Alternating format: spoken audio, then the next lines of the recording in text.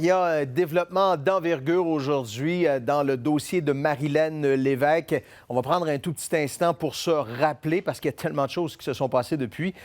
Nous rappeler ce dossier. Donc, c'est une jeune femme qui a été sauvagement assassinée dans une chambre d'hôtel de Québec par un récidiviste qui bénéficiait d'une libération conditionnelle.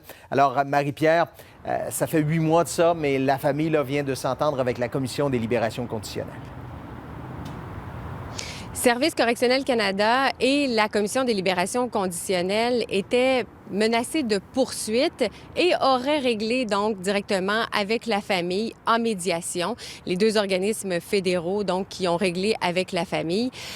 Évidemment, Bruno, vous comprendrez qu'on ignore le montant qui va être versé à la famille parce que les modalités de cette entente sont confidentielles. Mais on se souvient du contexte. Marilène Lévesque, cette jeune femme de 22 ans qui a été froidement assassinée par Eustachio Galès en janvier dernier. Eustachio Galès, qui est un homme de 51 ans, qui était en liberté, en semi-liberté après le meurtre de sa conjointe en 2004. Mais il avait une permission spéciale, donc une permission de fréquenter des salons de massage pour assouvir ses besoins sexuels. Et c'est dans ce contexte qu'ils s'étaient rencontrés. Et on a vu par la suite, là, on s'en souvient, là, que ça avait soulevé de nombreuses questions donc, au sujet là, de la Commission des libérations conditionnelles et de Service correctionnel Canada. Bon, on comprend que les détails ne sont pas dévoilés, mais comment on peut interpréter une entente comme celle-là? Bien, vous l'avez dit, on fait le calcul. Ça va faire dans quelques jours 8 mois que le meurtre est survenu. Seulement 8 mois. Et l'enquête qui a été déclenchée, c'est-à-dire par Service correctionnel Canada et la Commission des libérations conditionnelles, n'est même pas terminée à ce moment-ci. Elle a été suspendue pendant plusieurs semaines et elle vient de reprendre au cours des derniers jours. Et là, ben, on en vient à cette entente.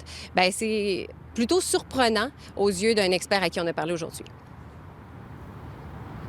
Ces deux organismes-là, qui sont des organismes assez hermétiques, qui ne sont pas des organismes qui ont une tendance à régler facilement habituellement, doivent y voir un certain risque et préfèrent régler que de voir au grand jour être dévoilées certaines choses qui ont été faites.